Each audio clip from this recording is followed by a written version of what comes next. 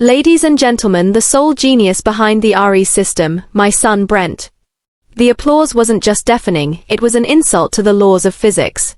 I stood frozen on the periphery of the stage, my vision blurring as my father, Edward, handed the gold-plated microphone to a man who couldn't code a single line of the billion-dollar system I had bled for. Brent stood there grinning, adjusting a $3,000 suit paid for by my overtime, soaking in a standing ovation he hadn't earned.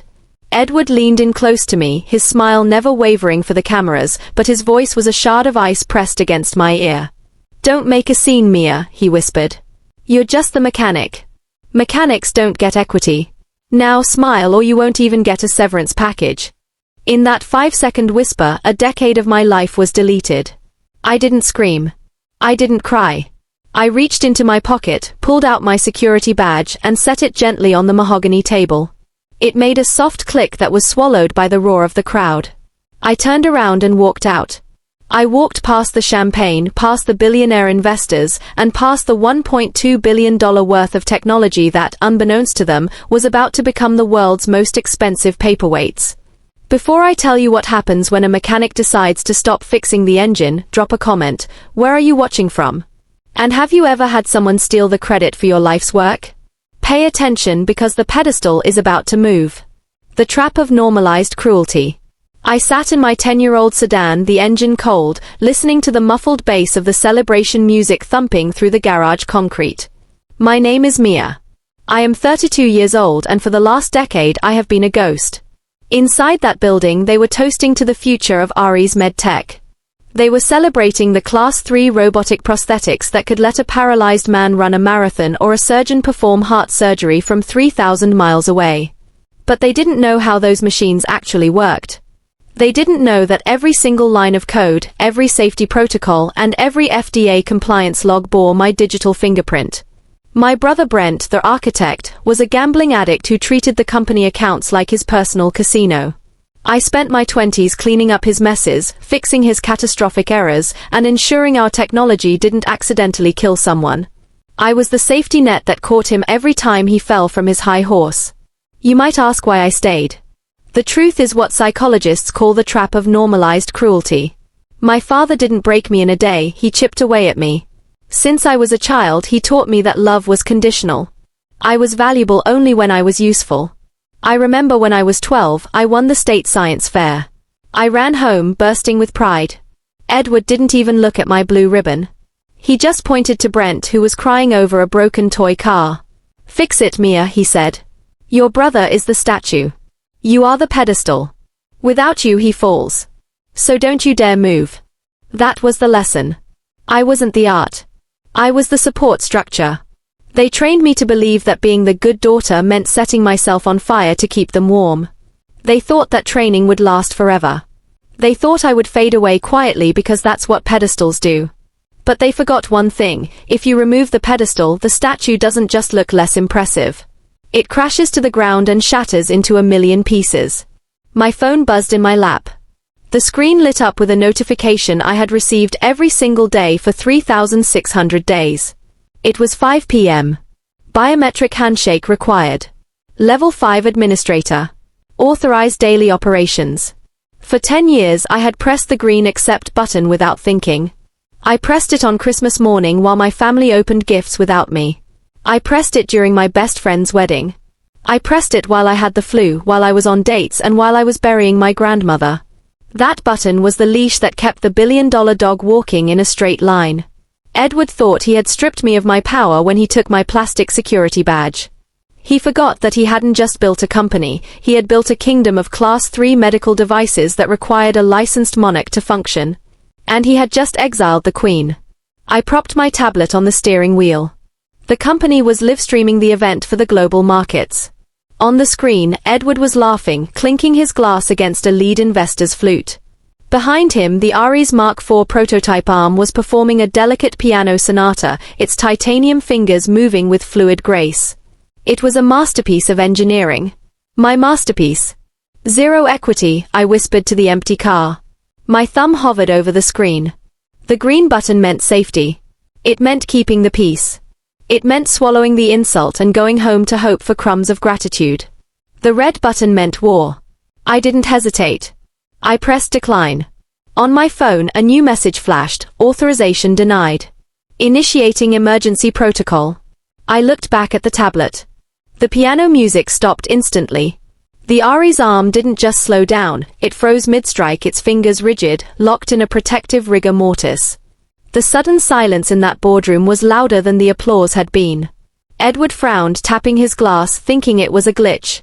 He turned to the prototype and waved his hand, expecting the motion sensors to pick him up. The arm stayed dead.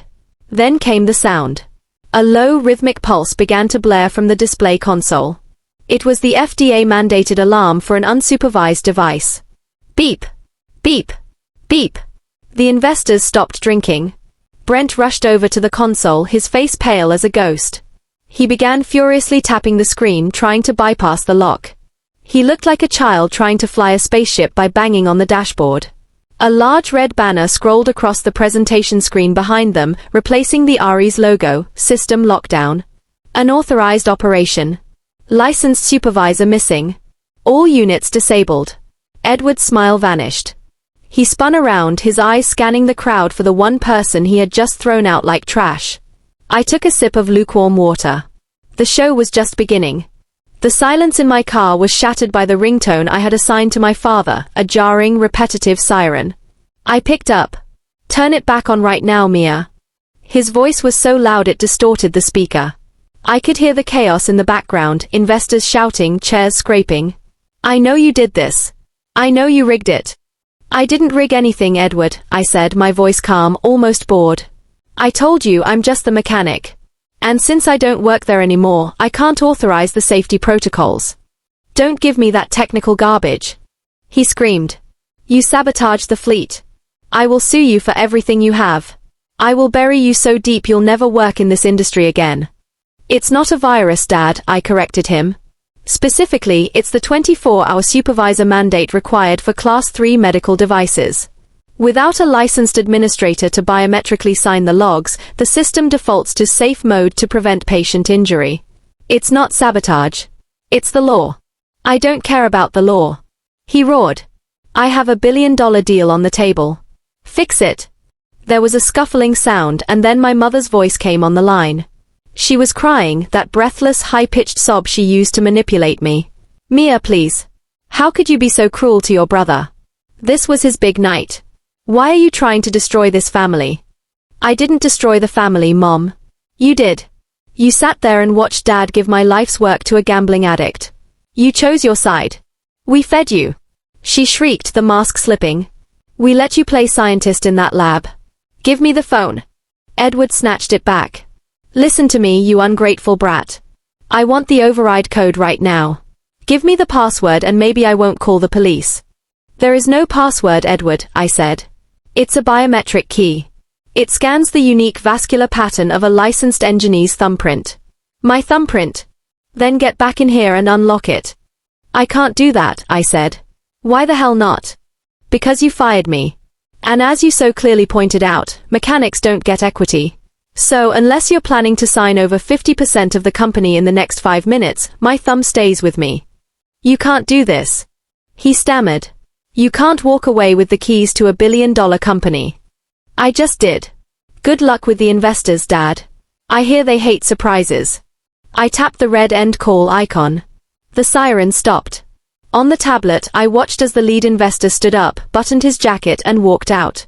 Edward chased after him, grabbing his arm, desperate, pathetic. I thought I had one. I thought the leverage would bring them to the table. I was naive. I forgot that when you corner a narcissist, they don't negotiate. They annihilate. I walked back into the lobby of Aries MedTech an hour later, expecting a settlement. Instead, the boardroom doors burst open. 4 men in windbreakers stormed in. They didn't look like corporate lawyers. They moved with the aggressive precision of law enforcement. On the back of their jackets in bold yellow letters, FBI. Mia Vance. The lead agent barked. Hands where I can see them. What is this? I asked, backing up. I haven't done anything. We have a sworn affidavit from the CEO of Aries MedTech alleging corporate espionage, wire fraud, and the deployment of malicious ransomware, the agent said. He grabbed my wrist, spinning me around. I looked at Edward. He was shaking his head, playing the role of the devastated father to perfection. He held up a thick manila folder. She rigged the system, he told the agents, his voice trembling with fake emotion. She planted a virus to hold the company hostage. She demanded 50% of the shares to unlock it. It's extortion. The cold steel of the handcuffs clicked around my wrists. The sound echoed in the silent room. Brent pushed off the wall and walked over to me, grinning. He leaned in close, so close I could smell the expensive scotch on his breath. I told you, sis, he whispered. Dad's always one step ahead. Enjoy prison. My mother, Cynthia, was sitting in the corner. She wasn't crying anymore. She was looking at the floor, refusing to witness the monster they had created. Edward, I said, looking directly at my father. You know this is a lie. We tried to help you, Mia, Edward said loudly for the agents. We gave you a job. We gave you a purpose. And you betrayed us. The agent shoved me forward. Let's go. As they marched me toward the door, my mind was racing. They had planned this. They knew they couldn't beat me technically, so they decided to bury me legally. They framed me. But as we passed the display screens, I saw the flashing message again: System lockdown. FDA Protocol 21 CFR Part 11. Edward was glowing with victory. He thought arresting me solved his problem. He didn't realize that by putting me in handcuffs, he had just walked directly into a federal trap he didn't even know existed. Wait, the lead investor said, pointing at the screen. He was a man named Marcus, a veteran of the medical tech industry. Agent, look at that error code. That's not a virus. That's a regulatory lockout. The agent paused. What are you talking about? Search 21 CFR Part 11 Foot and Class 3 Supervisor mandates, Marcus said, his voice turning cold as he looked at Edward. If Mia is the only licensed supervisor on file with the FDA, and Edward fired her without a certified replacement, the system must shut down by federal law. If they tried to bypass it, they'd be committing a felony. The agent pulled out a tablet. While he searched, I spoke up. Check the logs, agent. They aren't hacks. They're my safety audits. Look at the entries from 2 weeks ago. Look at the attempts to override the pressure limits on the Mark IV limbs. The room went silent as the agent scrolled. His face hardened. These overrides, they were authorized by a Mia Vance? Brent, Marcus spat. He was falsifying data to make the prototypes look more efficient for the stock launch. The truth unfolded with the speed of a car crash. Removing me wasn't about a virus. It was a desperate attempt to hide the fact that Brent was committing massive fraud to boost the stock price. By firing me, they had triggered the very compliance protocol designed to catch them. The handcuffs came off my wrists. The click of the steel as it snapped onto Edward's and Brent's wrists was the most beautiful sound I had ever heard. 3 months later, Aries Medtech was gone. Seized, liquidated, and bankrupt. Brent pled out and went to prison for 5 years for data falsification and wire fraud. My mother abandoned ship and moved to a small apartment, begging me for money every week. I ignored her. I returned to the Aries building only once, to buy back my own equipment during the liquidation sale. Edward was there out on bail, screaming at movers who were stripping his office. When he saw me, he tried to command me one last time. Mia! Tell them they can't take the desk. Tell them who I am. I looked at him, this man who had spent 30 years convincing me I was just a pedestal. Without the money, without the company, without the lie, he was nothing. He was just an old man in a cold room. I'm sorry, Edward, I said. I'm just the mechanic. And I don't fix things for free anymore. I walked away. Outside, the sunlight hit my face as I opened the servers for my new firm, Vance Systems. My name. My license. My future. Sometimes the only way forward is to let the wrong system collapse and build your own way to succeed. The pedestal didn't move. It just decided to become the statue. If this story stirred something inside you, don't scroll away in silence. Tap like, it tells us these stories deserve to be told. Subscribe to Vengeful Goddess for unforgettable tales of betrayal, resilience, and justice, stories you won't hear anywhere else. Turn on the bell icon so the next story reaches you the moment it drops.